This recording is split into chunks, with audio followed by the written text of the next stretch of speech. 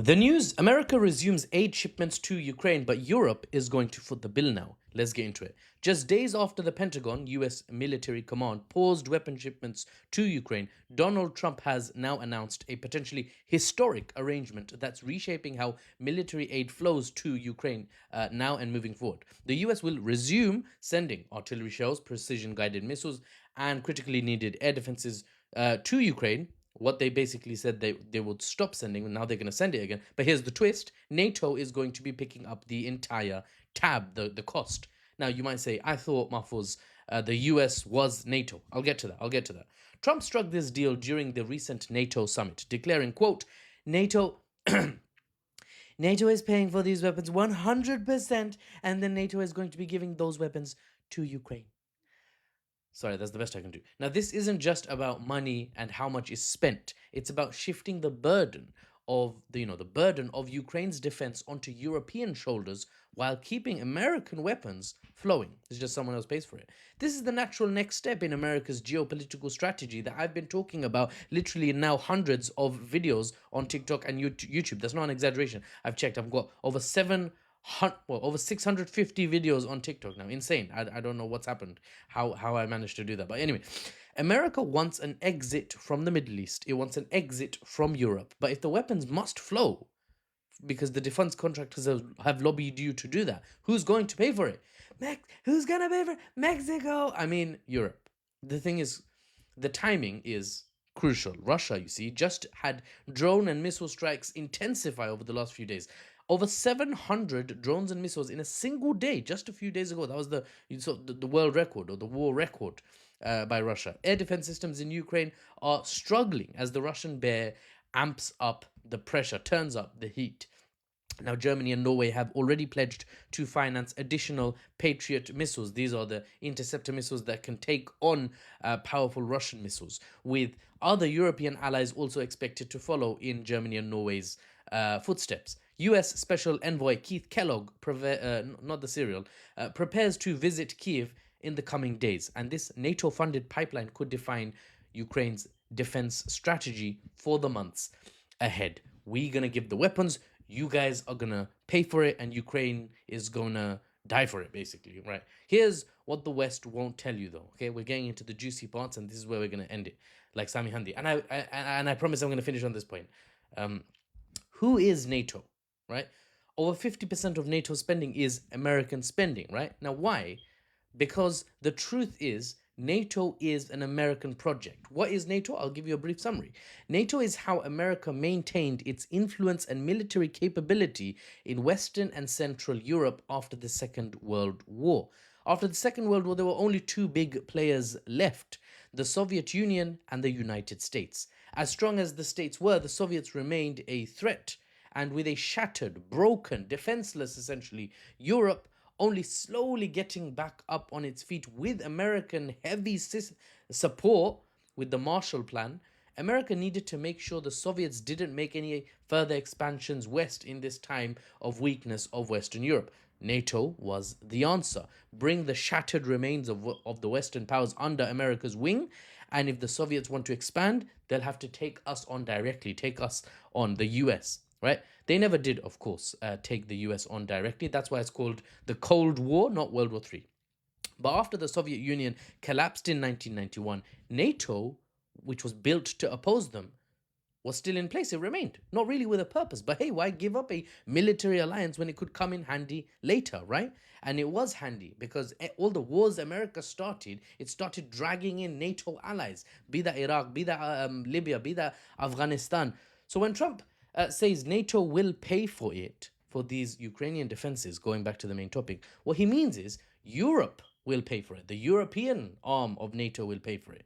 American arms will flow, but Germany and its citizens, France and its citizens, the UK and its citizens will have to put aside their welfare needs, put aside their own prosperity, which is already struggling, fumbling. The UK's economy just contracted this quarter. Forget all that, funnel money eastwards to keep the government in Kiev propped up and keep the Russians occupied, while the Western powers of Europe use even more money. First, you're using money to arm Ukraine. You're going to use even more money to rearm for a future fight with Russia. And all that money is just going to go to the American defense contractors. Excellent absolutely democracy is working fantastically, 10 out of 10 would vote again. This is the truth the Western legacy news outlets won't tell you. Ukraine has been relegated, guys, to a speed bump. Is what Russia has to sort of drive over. A hurdle to keep the Russian bear tangled in like red tape, let's say, while Europe desperately rearms in the face of an America which is pulling back and no longer willing to lead militarily in Europe. And by funding Ukraine further, the Western powers keep the country at war, effectively. Give Zelensky just enough options to survive, not to win. No, don't give Zelensky enough to beat Russia. Give them enough to barely survive. Just make it. Right? There's no plans, for example, to push Russia back at all. There's no plans to win. Just hold Russia off a little while longer by sacrificing your sons and your brothers and your fathers and your husbands while we rearm. That's the Western European geopolitical strategy laid out for you bluntly. The question is, what does it mean to be pro Ukrainian in this new dynamic? Is it pro Ukrainian to support the continued flow of arms to Ukraine to fight a war that's unwinnable? Is there anyone who can come up to me and say, Mafos, you're pro Russian and I hate it and I'm pro Ukrainian? What is Ukraine going to win? I'm asking you. How? Like, in what alternate reality? In what strand of the multiple universe theory? Where? To keep losing soldiers in the hundreds, if not thousands? The future of the Ukrainian workforce thrown into the claws of the battle hardened, million strong Russian war machine bear?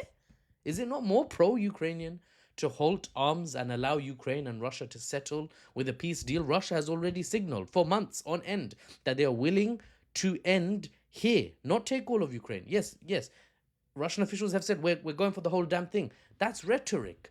But they've also said we're willing to sit down and achieve peace. Geopolitically, Russia benefits from peace now, right? They want peace. But under Russian terms, that's reasonable because they've won. They're sitting on 20% of Ukrainian territory. How can you expect a peace deal other than a peace deal dictated by Russia? And then negotiate backwards from the Russian position so you can get some concessions. Try that. How about that, Zelensky? But a peace deal, it would be nonetheless, even with concessions. Yet it seems, for the time being, the arms will flow and the American defense contractors will be happy indeed. Of course, the merchants of death make the big bucks while Ukrainian soldiers die and Russian soldiers die on the battlefield. And Western Europe will foot the fat bill at the end. A loss for the citizens of European countries, paying for that, and a loss for the Russian and Ukrainian citizens, paying for it with the ultimate price, their lives, in this grinding 3-year-long war. And America gets to do what it wants. It gets to pull back financially initially, and they expect when Western European military industrial complexes are developed enough, they'll pull back the weapons as well. Now they're at least keeping the weapons in, but saying you're going to pay for it. That's a retreat in the commitment, isn't it? Eventually, they're just going to leave NATO altogether. They're just going to leave NATO as a sort of weird Western European military alliance with over half of its funding gone. Its main leader, the one that formed it, yeeting itself out of the continent. That's the way the cookie, I suppose, crumbles. For the unbiased news and analysis without the Western spin, guys, I'm Mahfouz. I'm on YouTube now. Subscribe there. We're going to come out with some more detailed videos on YouTube soon. And also my older TikTok videos will be organized into very nice informative playlists, because scrolling through on TikTok is missions. But on YouTube, if you go and you click on a playlist, Israel, Iran, you'll have all my videos on Israel, Iran. Historic Palestine, all my videos on historic Palestine. Saudi Arabia, same thing. Iran's internal situation, same thing. China, it will probably be called the Chinese dragon, the Russian bear, right? The Persian lion. They'll have playlists, right? The British bulldog, God save us. So subscribe there, support my work, and I'll see you on the next one. I'm Muffles.